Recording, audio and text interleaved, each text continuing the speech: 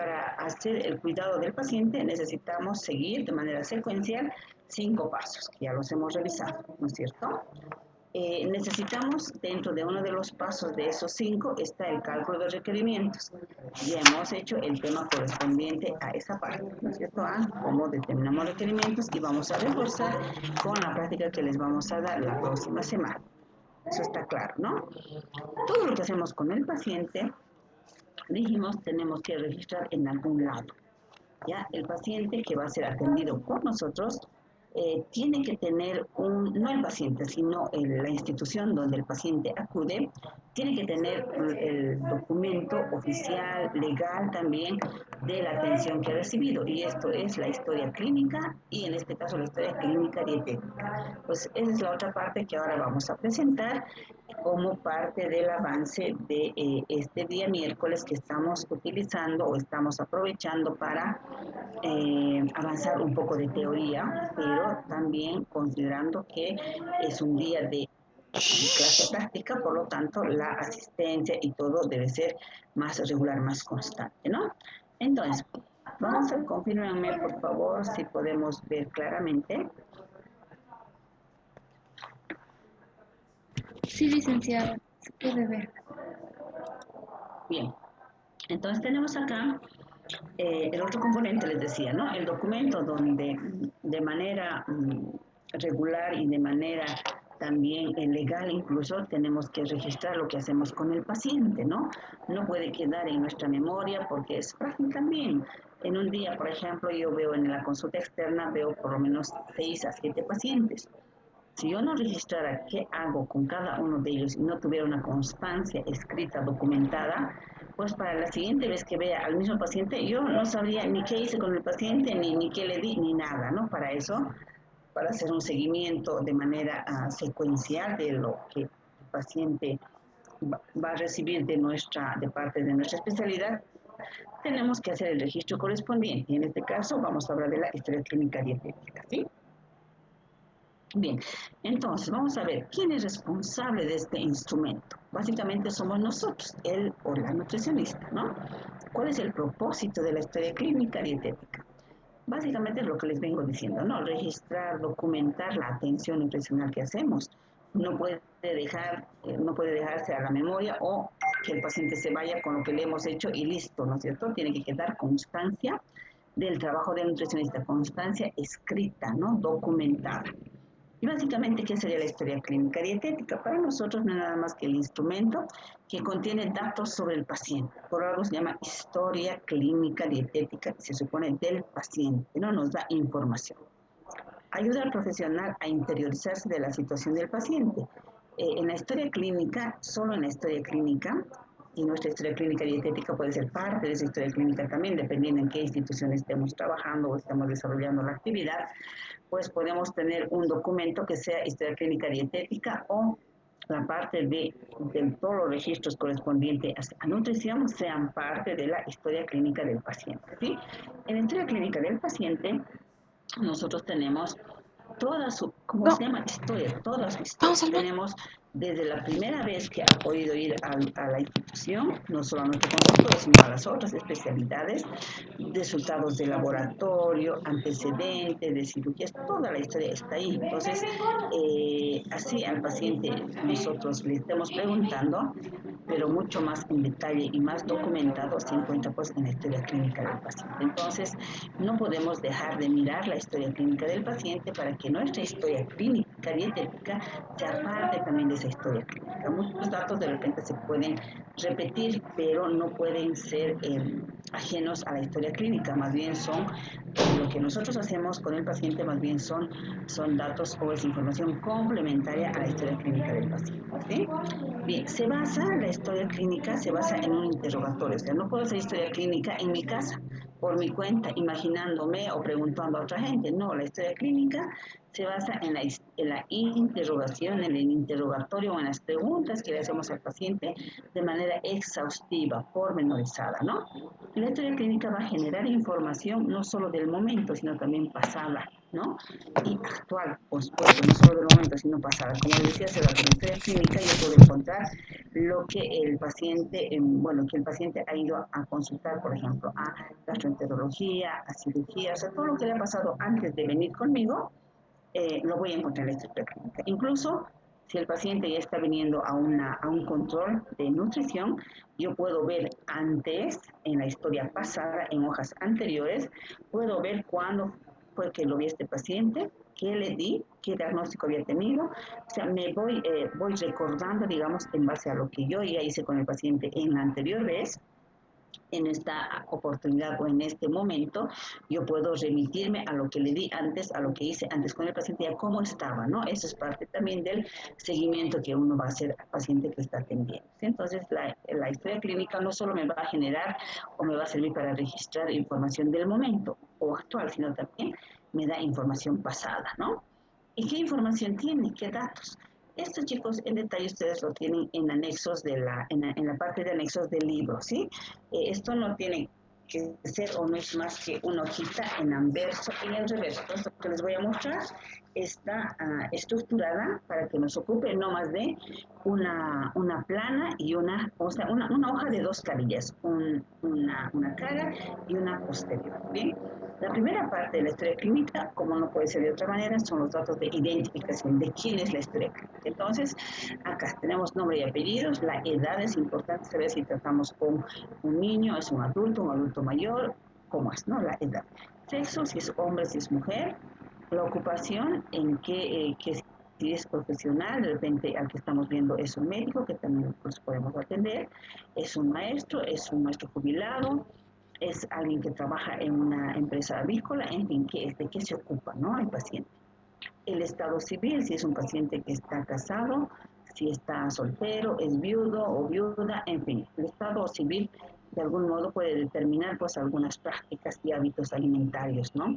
Yo en mi práctica diaria de trabajo que yo tengo con los pacientes, me doy cuenta que, por ejemplo, personas, adultos mayores, hombres o mujeres, cuando enviudan, cuando están viudos, pues no tienen horarios fijos para comer, no tienen lugares fijos para comer, comen muchas veces donde la hora los encuentra o cuando van a visitar a alguien, en fin, no hay ciertas rutinas que las tendría una persona que tiene familia, está casada y come en casa, ¿no? Entonces el Estado civil nos puede también ayudar a entender ciertas actitudes, ciertas prácticas del paciente, ¿no?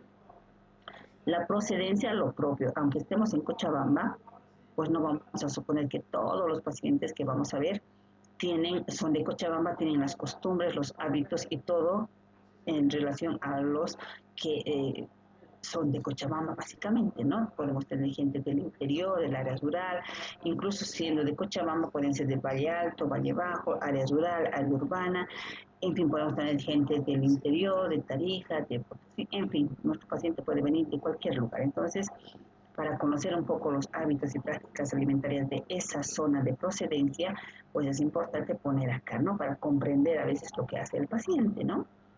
Residencia actual también es una información complementaria. A ver, puede ser este paciente de Santa Cruz, pero vive aquí, ¿no? Acá diríamos Cochabamba, cercado, no sé, ¿no?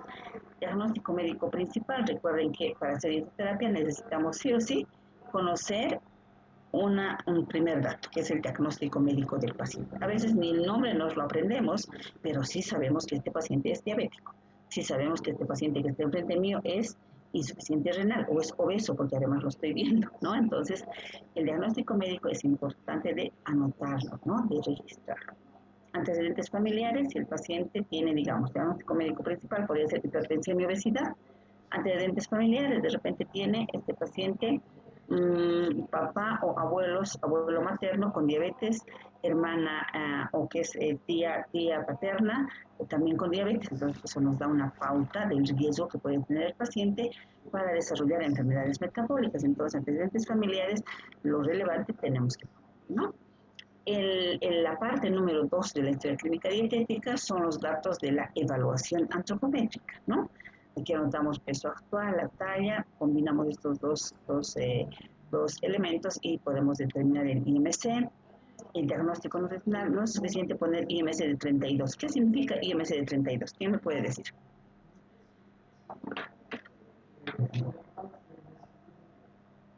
¿Qué ¿Qué significa IMC de 32?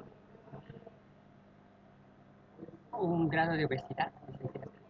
Ajá. Cuando hablamos de obesidad también hablamos de grados, grado obesidad, grado 1, 2, 3 y mórbida, ¿no? Entonces, 32 corresponde a obesidad grado 1. Entonces, diagnóstico nutricional será, si aquí IMC nos sale 32, diagnóstico nutricional será obesidad grado 1. ¿Mm? Yo en la historia clínica anoto no solo obesidad grado 1, sino sobre todo algunas partes de esta historia clínica dietética, como por ejemplo acá nombre, apellidos, eh, edad, peso, IMC, diagnóstico, algunas partes de la historia clínica son componentes también del plan alimentario, eso los voy a indicar en su momento. Entonces, algunos datos de acá me incorporo también en el encabezamiento del plan alimentario. Por ejemplo, les decía esta parte. Diagnóstico nutricional, pongo peso, talla, sí, IMC también, y diagnóstico nutricional. Cuando se trata de que estoy registrando datos en el plan alimentario, en datos de identificación del paciente, pongo no solo diagnóstico IMC de 32, diagnóstico obesidad grado 1. En este caso, como el plan es para que el paciente se lleve, yo tengo que poner más cuántos kilos de más tiene o cuántos kilos de menos si el IMC fuera, por ejemplo, menos de 18, ¿ya? Esto solo les traigo a colación, chicos, para que adelantarles un poco, ¿no? De que cuando estoy detallando información o datos en el plan alimentario, mucho de lo que tengo ya anotado en la historia clínica me sirve también para poner la información en el plan alimentario, como por ejemplo el peso, la talla, el IMC, el diagnóstico nutricional y algo más, por ejemplo, cuántos kilos de más tiene o cuántos kilos de menos tiene si fuera la situación contraria a la obesidad, ¿cierto? Pero en la historia clínica dietética no necesito poner, porque la historia clínica no es para el paciente, es para los profesionales que estamos documentando lo que el paciente está recibiendo la atención. ¿Sí? Ahí está la diferencia. Ponemos peso recomendable, cuánto debería pesar. Esto es importante determinarlo para que cuando yo estoy recabando esta información, al paciente no lo tomen pues como un objeto y solamente lo pongo en la balanza, lo mide la talla, anoto y le hablo un poco y listo, nada más. No, tengo que darle alguna retroalimentación. Entonces, para eso, en relación al peso, yo le digo, usted está pesando 80, pero su peso recomendable es de 70, por lo tanto, tiene 10 kilos de más, ¿no? Y en función de eso puedo ir reflexionando, puedo ir enfocando el tratamiento dietético, ¿no es cierto? Entonces, importante poner peso recomendable. Circunferencia de cintura para determinar riesgo metabólico, ¿no es cierto? Puede ser elevado o muy elevado, dependiendo de los rangos e indicadores que estemos utilizando, o puede haber riesgo o no en el paciente, ¿no? Entonces, igual yo después de hacer las mediciones, al paciente le tengo que dar alguna retroalimentación y decirle, bueno, usted tiene una cintura de 120, eso es riesgo metabólico muy elevado, si se trata de una mujer o de un hombre, ¿no? Entonces, no tengo que tomar al paciente como un objeto al que le tomo, le mido, le hago cosas y no le digo nada, como está el paciente, ¿no? Siempre yo digo, nuestra consulta tiene que ser un poco más humanizada, más personalizada, y no a veces lo que en general en medicina se hace, ¿no? Al paciente le sacan sangre, le hacen cosas y nadie le explica a veces para qué es, ni cómo es, ni nada de eso. Entonces, en nuestro caso, pues tratamos de ser un tanto diferentes, porque todo lo que hagamos con el paciente sirve para que nosotros abordemos la terapia dietética, ¿no es cierto? No es solo solo por curiosidad, a ver cuánto pesa este paciente, me enteraré, no es solo por eso, sino esto me tiene que servir para un diagnóstico nutricional, y para determinar su requerimiento calórico y de otros nutrientes. Para todo eso me tiene que servir pues la evaluación, no es solo para anotar el dato, el número simplemente, si no tiene sentido que haga, ¿no? ¿Para qué voy a medir si no voy a utilizar el dato? Entonces, por eso es que cuando decidimos qué mediciones hacer en la parte antropométrica, yo tengo que analizar bien, ¿no? ¿Vale la pena hacer mediciones de cintura, cadera, por ejemplo? Cintura, cadera, circunferencia de la muñeca, del tobillo, que del braquial, que de mil cosas. Hay muchas mediciones, ¿no?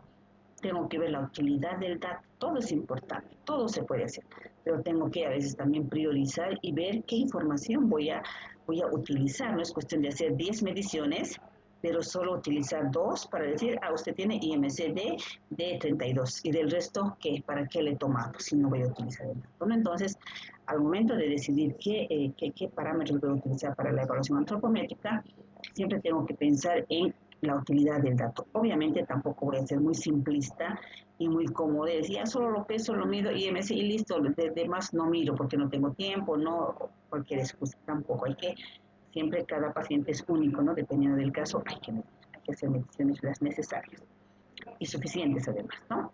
El punto 3 de la historia clínica dietética es la evaluación bioquímica, la B del ABCD, ¿no es cierto? El A es antropométrico, el B bioquímico. Entonces acá, esto muchas veces ya podemos encontrar como datos pasados del paciente. Si esta información de datos de laboratorio es de un mes atrás que le ha pedido por cualquier otro especialista, el traumatólogo, el ginecólogo, cualquier otro médico que le haya visto al paciente que estoy tratando ahora, si me da en su historia clínica, ya tengo esto, no necesito pedir otra vez los exámenes. Simplemente yo puedo, si quiero documentar esto en una sola hoja, de lo que tengo en la historia clínica del paciente en la parte correspondiente, yo puedo transcribir a esta parte, ¿no? Glicemia, colesterol, triglicéridos, LDL, HDL, hemoglobina, todos los indicadores necesarios para el paciente. Si los laboratorios son muy antiguos, si son de 3 meses atrás, un año atrás, ahora con el tema de la pandemia, muchos pacientes están retornando a la consulta, a muchos después de un año, año y medio, ¿ya? Entonces, porque por situaciones de la restricción no hemos atendido consulta, ha estado cerrada, lo hemos abierto hace cuánto, 3 meses recién, entonces ha habido muchos inconvenientes, entonces el paciente puede no tener esta información y si yo necesito, no es que si voy a necesitar para hacer una evaluación integral, ¿no? Entonces puedo solicitar, el nutricionista clínico está habilitado para pedir exámenes de laboratorio, pero, aquí está el pero, ¿no? Si yo no sé qué significa glicemia de 120, está ya anotado, pero tengo que usar el dato, tengo que saber qué significa para un paciente. Triglicéridos de 180 o de 220, tengo que saber qué significa, será normal, será alto, será bajo. Entonces no es cuestión de tener el número ahí y no hacer nada, tengo que tener el número, el dato numérico, pero también tengo que saber interpretarlo, ¿no? Y justamente de eso se trata, chicos, la tarea 2-2 parcial que les he puesto hace una hora, ya un poco más, ¿no? Se trata justamente de esto que ustedes tienen que ir revisando. Bueno, van a leer la guía de tarea que tienen ahí detallado, pero se refiere justamente a esta parte. Bueno, ¿alguna pregunta hasta acá?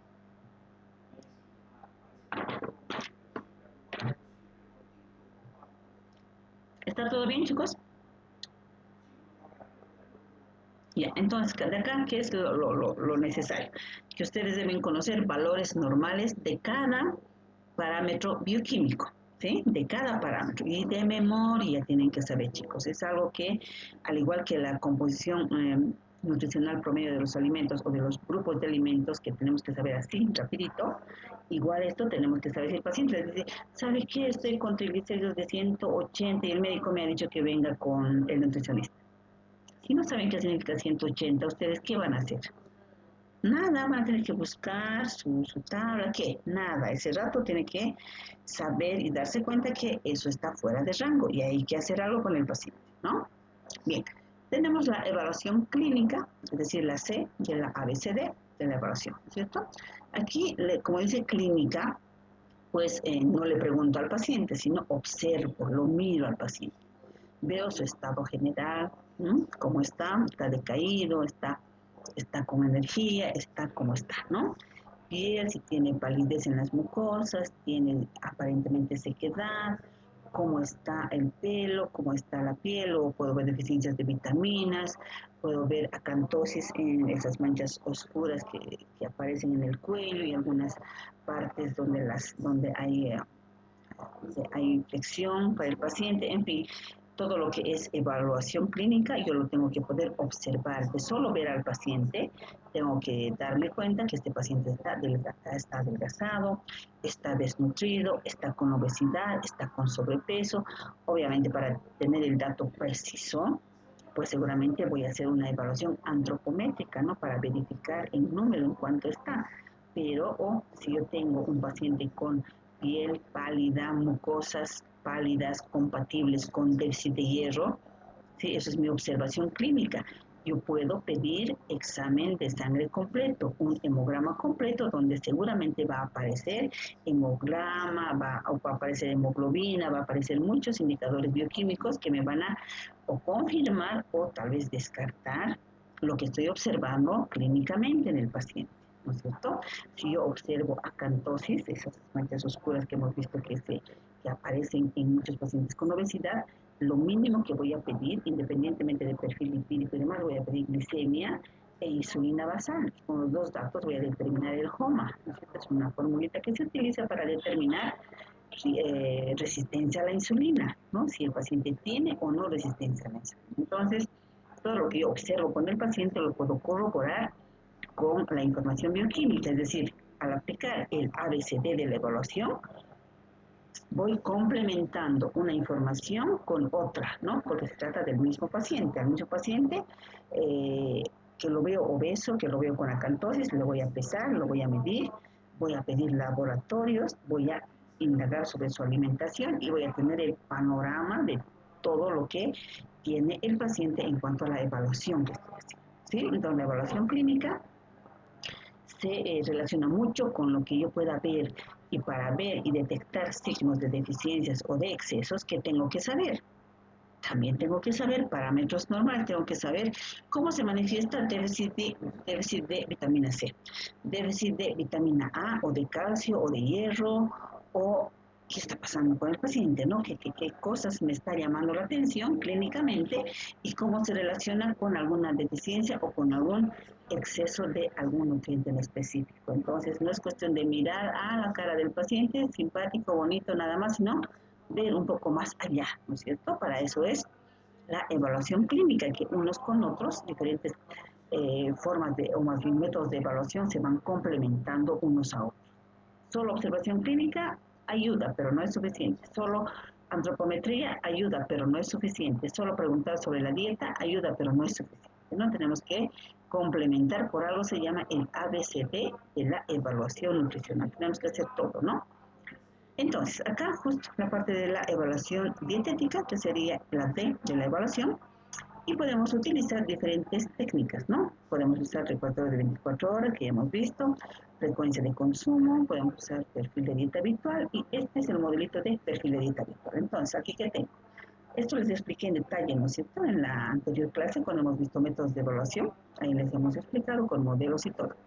Entonces, tengo acá el tiempo de comida, la hora y las características principales de la comida. Entonces aquí voy preguntando, ¿qué es lo que habitualmente, primero le preguntaré si desayuna o no? Si me dice que no, no tiene sentido en insistir que desayuna, si me dijo que no.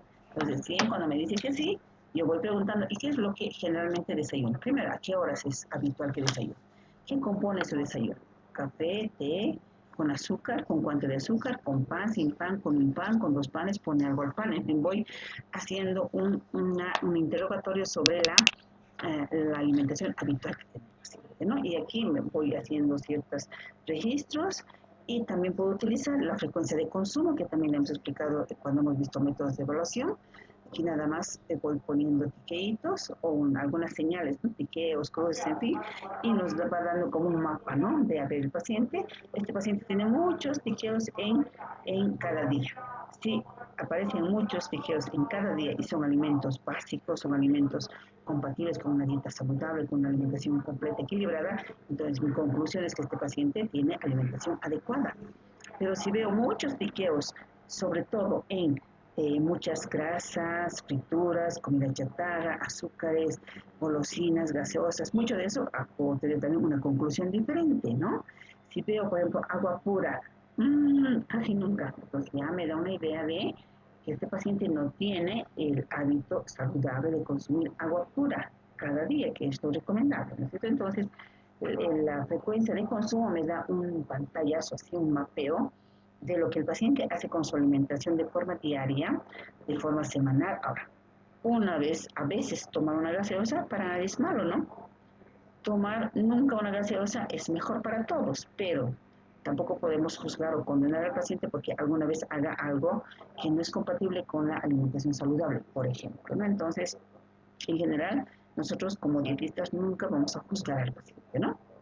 Y bueno, después de que yo he aplicado, ya sea perfil de dieta habitual, frecuencia de consumo o alguna otra técnica, yo tengo que analizar la dieta, tengo que poder sacar una conclusión de ese mapeo que he tenido o de esa perfil de dieta habitual. Entonces, en el análisis de la dieta, tengo que poder escribir 2 o 3 palabras, es decir, paciente tiene una alimentación variada o paciente tiene una alimentación deficitaria con excesos de azúcares, con excesos de tal cosa, con deficiencias de frutas, deficiencia de esto, del otro, en fin, tengo que hacer una interpretación de lo que me ha contestado, ¿no? Según el método que he empleado. ¿Mm?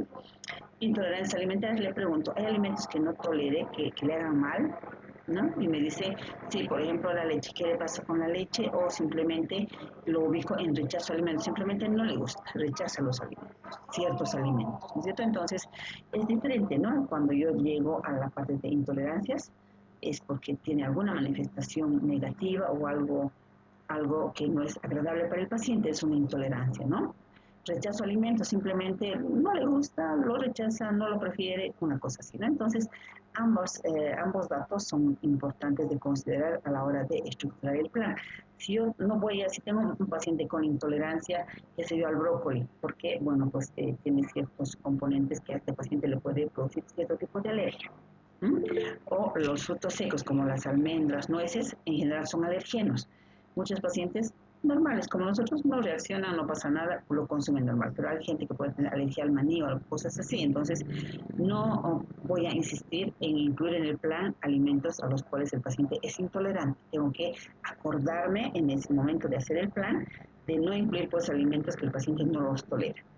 Cosa diferente se da pues cuando yo tengo información de rechazo a alimentos. Por ejemplo, hígado. Si el paciente me dice que no le gusta el hígado, no le hace comer por nada, pero el paciente tiene anemia, digamos. Entonces, tendré que tomar esa información como parámetro para buscar una alternativa a esa excelente fuente de hierro, porque el paciente tiene anemia. Pero si el paciente está normal en hierro, pues no voy a insistir en ello. Ya no le gusta que no lo coma, pues no lo necesita, ¿no? Pero si el paciente está atravesando por una déficit de hierro, puedo insistir en que ya, si bien no, incluso puedo insistir con el mismo hígado, decir, ¿cómo no? ¿Por qué no le gusta el hígado? Si me preguntan a mí, yo no me gusta el hígado porque cuando está hervido, por ejemplo, cuando se ha hecho en estas comidas que son al vapor, no me gusta por el olor, ¿ya? Pero si me dan un hígado frito o un apanadito, lo puedo comer porque es diferente la forma, ¿no? Entonces le puedo dar esa opción al paciente. Si el paciente me dice, no, no me gusta porque tiene olor como a mí, en mi caso, le digo, pero lo puede consumir de esta manera. O si me dice, no, el hígado ni hervido, ni dorado, ni nada, no me gusta. Pero ¿qué tal con el riñón o qué tal con estas otras fuentes? Le puedo dar alternativas si yo tomo en cuenta que el paciente me mencionó algún alimento que lo rechaza, ¿no? Pero pueden haber alimentos que los rechaza y que no son relevantes. Cuando es frecuente que a mí me digan, en caso de niños, por ejemplo, cuando llego al grupo de verduras me dicen, no, no le gusta, yo no le gusta cebolla. Ya no le deje comer cebolla, pues pero habrá otras verduras que le gustan. Y ahí me dice el niño, sí, me gusta brócoli, me gusta lechuga, me gusta tomate. Ahí están las verduras, las puede comer. ¿Para qué voy a insistir con cebolla si al niño no le gusta? ¿No? Pero sí también puedo ir un poco motivando a la familia y al paciente a que la variedad de consumir verduras variadas también es importante, pero no voy a insistir, no, cebolla, tiene que comerla. ¿Para qué voy a estresar al paciente si puedo tener alguna alternativa? ¿No es cierto? Entonces hay que tomar esa información de manera prudente también, ¿no? Lugar de consumo, aquí solo anotamos, ¿no? Si es en su casa o es en el restaurante, sabemos que si alguien come en su casa es más factible que haya adherencia a la dieta, cualquier dieta, ¿no? Pero si come en restaurante es más difícil. En el restaurante no siempre le va a ofrecer lo que el paciente quiere, por ejemplo, la forma de cocción, o un paciente renal que debe restringir sodio, en ninguna pensión le van a cocinar con poca sal o sin sal, entonces es más complicado. Entonces es importante saber también para un poco evaluar la factibilidad del cumplimiento de la dieta, ¿no? Si come en el trabajo o come en otro lugar o de repente en ambos, ¿no? Hay pacientes que dicen desayuna y cena en la casa, pero almuerza de pensión porque ya no le da tiempo para ir a su casa a almorzar, ¿no? Entonces, cosas así nos ayuda, ese tipo de información nos da cuando preguntamos dónde come el paciente, en su casa, en restaurante, trabajo o en otro lugar, ¿no? Datos complementarios que también ayudan a dirigir un poco el plan alimentario y es esto sobre hábito intestinal. ¿Sí? la frecuencia de deposiciones es cada día, cada 2 días, cada 3 días, o es diferente, es más días, o de repente es más veces al día. Esto nos da a nosotros una idea de cuán normal es el funcionamiento del intestino, ¿no? Si el paciente nos dice que entra cada 2 días o cada 3 días, pero no dice nada más, sí entro cada 3 días y nada más. Entonces el paciente vemos que con esa respuesta nos está diciendo que es su rutina, es normal, así lo hace y así se siente bien. Entonces ahí tendremos que enfatizar de repente en que es importante la eliminación de heces de forma diaria y para eso tal vez tengamos que aumentar fibra en la dieta o algunos otros elementos como líquidos fríos, en fin. Esta información nos puede servir para reorientar también algunos elementos del plan alimentario, aunque el problema principal no sea constipación, ¿no? Muchos pacientes presentan constipación, pero no como problema principal, vienen por otra causa. Cuando estamos preguntando esta parte o cuando estamos en la parte dietética y nos damos cuenta que el consumo de alimentos fuentes de fibra es muy poco frecuente y muy bajo, entonces adicionalmente tenemos que enfatizar en ese problema, ¿no? Independientemente que venga por gastritis o por otra patología. Si es hipertenso, sí o no, esto es importante para también tomar ciertas precauciones, ¿no? Por ejemplo, restringir alimentos en sodio si el paciente es hipertenso o advertir al paciente, decir si el paciente es diabético y además hipertenso y ya lleva 5 años con la diabetes, decirle si usted no cuida su presión alta, si está con presión alta, no cuida su diabetes y no ha modificado su consumo de sodio o de sal, usted en corto tiempo puede tener insuficiencia renal, porque es la realidad, ¿no? Entonces, me puede servir esta información para también hacer prevención en el paciente, ¿no? Prevención, como el ejemplo que les doy. Si bebe alcohol, sí o no, la frecuencia y la cantidad no es lo mismo tomarse una copita de vino en el almuerzo, los fines de semana o días festivos, que todos los días tomarse un vasito de cerveza en la noche junto con la cena, ¿no? Entonces, será importante la cantidad y la frecuencia también, ¿no? Nada por sí misma es malo, chicos, ¿sí? Siempre hay que ver el conjunto de lo que hace el paciente y hay que ver también en algunos casos la frecuencia, como les dije, en la parte de alimentos, ¿no? Si alguna vez, cuando hay alguna ocasión especial, yo tomo mi vasito o mi botellita de gaseosa, no está mal, pues aunque sea nutricionista, puedo tomar alguna vez, ¿no? No está mal, pero por eso digo, importante es la frecuencia y la cantidad. Si no paso de un vasito, pues no me estoy causando ningún daño. Obviamente no estoy dando buen ejemplo, ¿no? Como nutricionista, pero el paciente, pues no lo podemos juzgar, ¿no? Igual que nosotros, ¿no es cierto? Entonces hay que tomar en cuenta que el otro es el otro, ¿no? Si fuma o no fuma, sí, ¿no? La frecuencia, la cantidad también es importante. Si alguien fuma de vez en cuando tiene una reunión y en época de pandemia se supone que no tenemos reunión ni acontecimientos, pues puedo yo pasar sin fumar un cigarrillo desde hace más de un año, desde que empezó la pandemia, por ejemplo, ¿no? Entonces, esta información será importante cuando tengo otros factores. Si el paciente es hipertenso, es obeso y fuma, entonces tengo que advertir del riesgo cardiovascular que puede tener este paciente por el hábito de fumar, ¿no es cierto? O sea, todo lo que yo le vaya a preguntar, chicos, a través de esta historia clínica dietética, me tiene que servir para evaluar al paciente, no por curiosidad. Este señor había sabido ir a la fiesta cada semana y se emborracha, toma 2 botellas de cerveza en cada ocasión. Fuma tantos cigarrillos solo para conocer qué hace el paciente y para juzgarlo, no hacemos esto, sino para evaluar y tomar medidas de precaución para advertirle, para motivarle algún cambio, en fin, para hacer algo con el paciente, ¿no? Porque por algo estamos trabajando con el paciente. Actividad física, si realiza o no, cual actividad no es lo mismo subirse a la caminadora una vez por semana o 2 veces por semana, o aquella persona que tiene todos los días 15 minutos. Está lindo ese tiempo, aunque sea cortito, ya, pero si es cada día, ya es una buena actividad física, ¿no? Entonces, esta información también nos sirve para incluir dentro de otras recomendaciones que le hagamos al paciente, nos sirve para poner una recomendación específica sobre actividad física si es necesario. Ahora, en general, casi todas las patologías ameritan actividad física, ¿no? Obviamente entendiendo que la mayoría de las patologías son metabólicas, son de tipo obesidad, es por excesos, ¿no?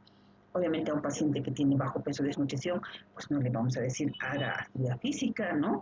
Sí, y sí, nos vamos a dar cuenta que a veces pacientes con bajo peso, con desnutrición, eso me pasa muy frecuente en la consulta, ¿no? Pacientes que les falta peso, de remate hacen mucha actividad física, van al gimnasio una hora, hacen muchas cosas, baile, danza, muchas cosas. Entonces están teniendo mucho gasto energético por actividad física y su ingesta es baja o no compensa lo que gastan. Entonces, esta información, cualquiera sea el paciente, me va a servir para orientar. Si se trata de un paciente con bajo peso, bueno, pues le tendré que decir, ¿sabe qué? Ya no haga ejercicio si es necesario. Si el paciente está en mucho riesgo de desnutrición, a mí me ha tocado decir a veces a los papás de jóvenes que hacen mucha actividad física y comen poco, les sabe que si no aumenta de peso en lo que se espera, pues yo, mientras tanto, yo no sugerencia nada más, le digo, ¿no? Dejaría de mandarlo o de llevarlo al gimnasio. Ay, el chico a veces recién reacciona cuando ve que algo que está haciendo puede repercutir en lo que le gusta hacer más, como ir al gimnasio, por ejemplo. Entonces dicen, bueno, ya le ponen más empeño a veces a cumplir la dieta o a tener más adherencia a la dieta, ¿no? Entonces, toda la información que les digo tiene que servir para relacionarnos con el paciente, para entablar y enfocar el tratamiento de la manera más productiva, digamos, de tal forma que lo que estoy recomendando se pueda cumplir, porque conozco la situación del paciente. Pero si yo no tengo esta información, a ciegas no le puedo decir las recomendaciones, ¿no? Es como navegar por el mar sin brújula y sin mapa, ¿no? Entonces, ¿hacia dónde voy con el paciente? ¿Hacia dónde quiero enfocarme? No, pues tengo que tener la información, tengo que tener una buena historia clínica dietética para saber con quién estoy trabajando, para quién estoy trabajando y hacia dónde quiero llegar, ¿no es cierto? Si no, pues es como trabajar a ciegas, ¿no? Sin mirar a dónde voy. Bien, entonces, una vez que yo tengo toda esa información del paciente, ya conozco, tengo que hacer la prescripción. Básicamente es la determinación de los requerimientos. Entonces, yo determino su requerimiento calórico total. ¿Cómo lo voy a obtener? Acabamos de ver la clase, ¿no? Determino el requerimiento calórico basal, tomo en cuenta la injuria, el factor de actividad, y si es un paciente ambulatorio, que también hago para él esta historia clínica, pues tome en cuenta su edad, peso, talla, todos los factores. Puedo sacar requerimiento basal también con Harris, Benedict o Mifflin, y sobre eso le añado la actividad física o el factor por actividad física dependiendo de su ocupación. Si es alguien que trabaja de tractorista, alguien que trabaja de secretaria nada más, puedo determinar de algún modo su requerimiento total, ¿no es cierto? Requerimiento proteico, igual yo puedo decidir trabajar a través de la molécula calórica o proteínas por kilo peso, dependiendo de su estado nutricional.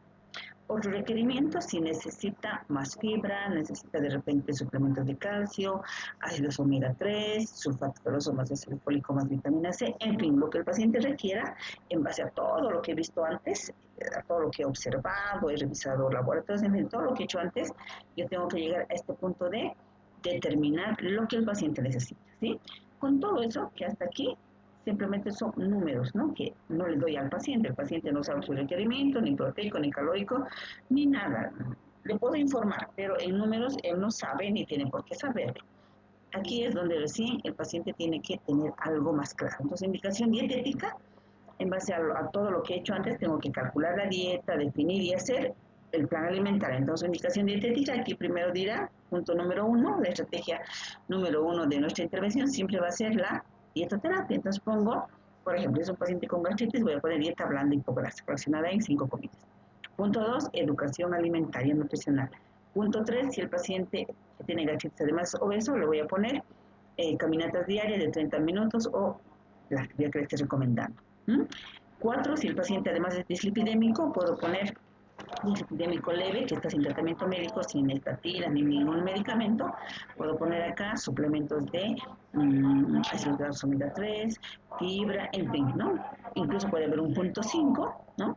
Donde yo le ponga control en 15 días, ¿no? Entonces, todo lo que yo voy a hacer con el paciente, en forma, digamos, enunciativa, lo pongo acá en indicación dietética, ¿sí? Entonces, esto me sirve para qué, esto no es para el paciente, ¿no? Yo voy a firmar y sellar como profesional y voy a adjuntar este documento en la historia clínica del paciente, para que la próxima vez que lo vea al paciente, yo tenga la información que pues había recabado en la primera vez.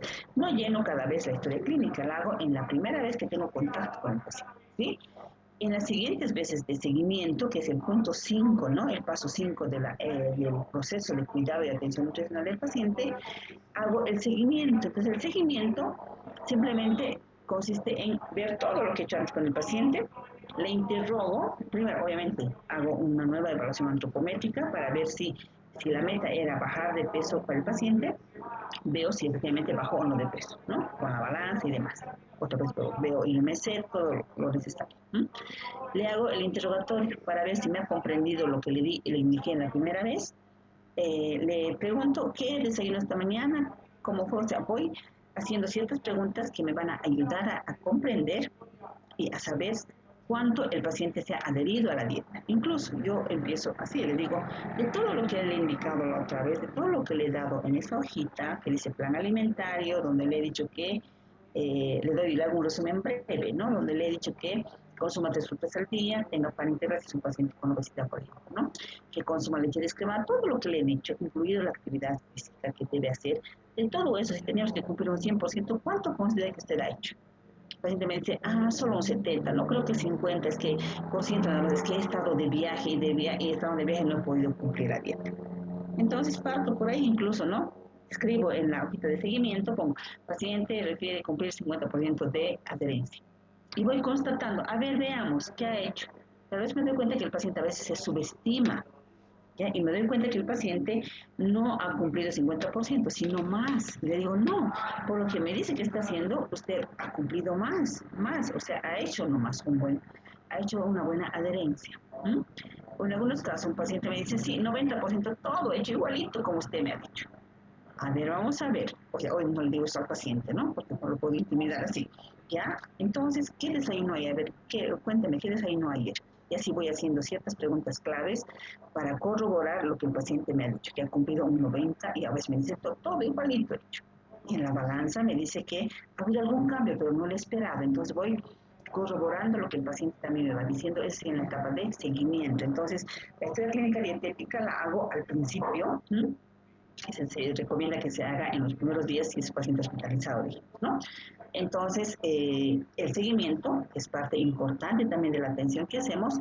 eh, ya voy haciendo en hojas adicionales que son parte de la historia clínica también, ¿ya? Bien, chicos, esa era la parte de historia clínica dietética. Si tienen alguna pregunta, pues estoy para escucharles.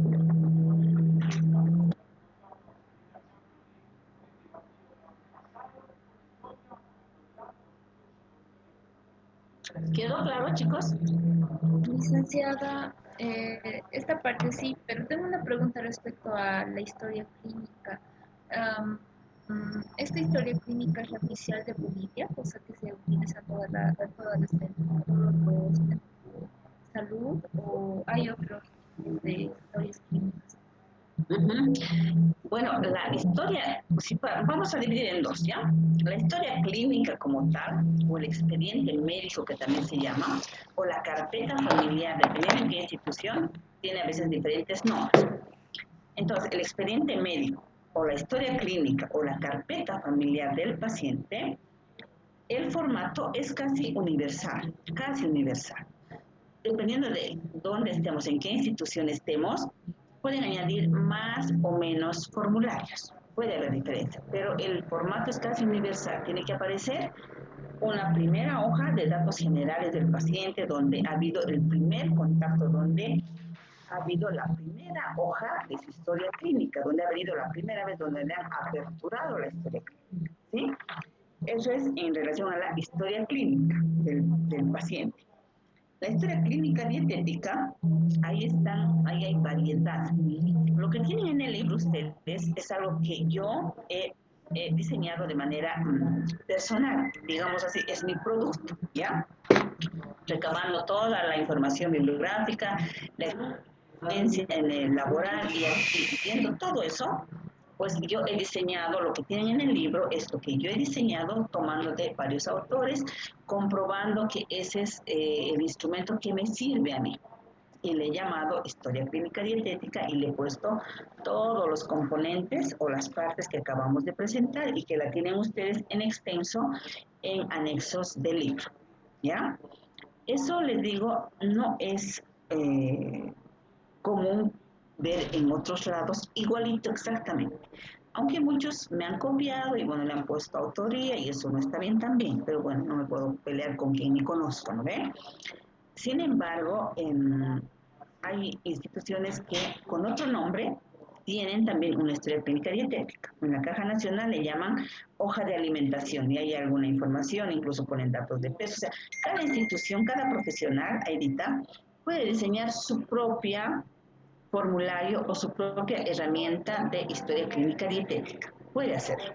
Hasta hace algún tiempo en la carrera eh, dejaban para los chicos que hacían práctica institucional en el último curso, los que están en el noveno semestre, dejaban que cada estudiante haga como quiera, como pueda, y en cada materia también se aborde como le parecía al docente. Pero desde hace ya varias gestiones atrás, al menos nos hemos puesto de acuerdo con otra docente que hace también dietoterapia del adulto, la licenciada Ferrufino. Hemos acordado que lo que hacen conmigo en dietoterapia básica, esa misma hojita de historia clínica dietética, usan en su materia, ¿ya? A veces con objetivos académicos, pedagógicos, les pide hacer una cosa más, una cosa menos, pero cuando van ya a la práctica, por ejemplo, usan ese mismo instrumento. ¿Sí? Ahora, dependiendo del docente también, a veces hace algunas adaptaciones, puede aumentarle más preguntitas, menos preguntas, pero la idea es que siempre sea una sola hojita, un anverso y un reverso, porque también no tenemos tiempo, ¿no? Para estar haciendo esto empleando demasiado tiempo para un paciente. Entonces, no es universal, Aidita, ni mucho menos puedo decir que se usa en todo Bolivia. No, no debe ser así. Cada quien diseña su propio instrumento de acuerdo a sus necesidades. De lo que yo les hablo, les doy cuenta de lo que yo he podido producir en el libro, que lo tienen ahí, y que en la carrera se está un poco universalizando el uso, ¿no? Y está bien, así el estudiante no tiene mucha confusión y dice, ay, este docente nos da de una forma, este otro de otra forma, y el tercer docente quiere que hagamos otra cosa diferente. Entonces ya está más o menos habiendo una unificación de criterios y veo que ahora casi todos, cuando hablamos de historia clínica dietética, usan el mismo que tenemos en el libro, lo que ahora les acabo de mostrar, ¿ya? Pero como les digo, cada uno puede ponerle su propio tinte, ¿no? Puede hacerlo más, puede hacerlo menos, ya, cada uno ve, pero por cuestiones académicas, lo mínimo que tienen que llenar, registrar es esto que tienen pues en el texto, ¿no? Que es parte del plan global también, ¿ya? ¿Alguna otra pregunta? Gracias, licenciada. Y una pregunta también respecto a la historia clínica. Bueno, antes de eso, el modelo de historia clínica que ha presentado me parece completa y bueno, sería bueno una sugerencia y también un docente también ha mencionado en otra materia que sería bueno que como nutricionistas tengamos una historia dietética, una historia clínica de los nutricionistas, pero de Bolivia. O sea, para que así también yo pienso que podemos llegar todos bueno, en general para toda Bolivia, llegar a un buen resultado y así que pueda haber una opinión, o sea, podríamos unirnos como nutricionistas y también crear una historia clínica para los nutricionistas. Esa es muy buena idea, Irita, y esto tendría que ser como producto. Bueno, aquí en Bolivia no se hace mucho, pero en muchos países, cuando hay un tema así como este, como lo que contextualiza Irita, hacen lo que ¿cómo se llama? Espérense. Consenso de expertos, le llaman así, consenso de expertos. ¿Qué es un consenso? Es llegar a un acuerdo entre todos, eso es consenso, ¿no ven?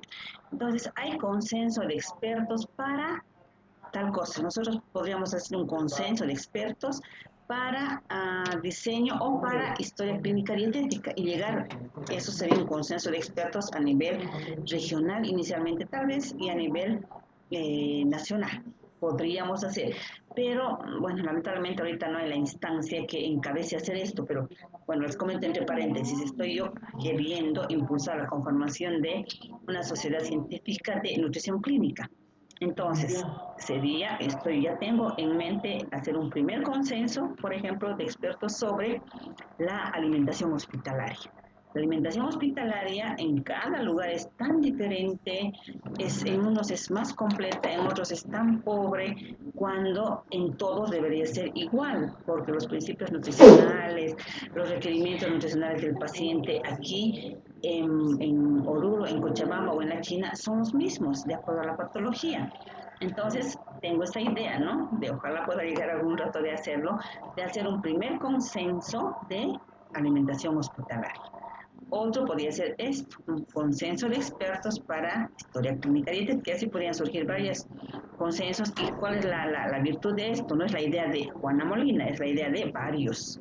Y eso va a tener obviamente más peso, pues, ¿no? Entonces, interesante lo que dice Aidita, ojalá podamos llegar a hacer algún refuerzo, ¿no? Pero bueno, ahí estamos. ¿Listo, chicos? ¿Algo más?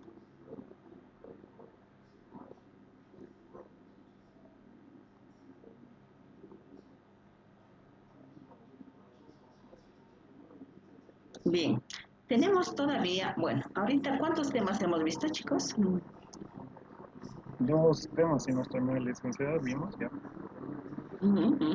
Sí, requerimientos y esto de historia clínica dietética. Hay un tercer tema todavía que se refiere al diseño del plan alimentario. Pero yo les pregunto, bueno, la tarde del miércoles siempre es un poquito larga, es un poquito pesada. ¿No se siente así cuando estamos en una práctica?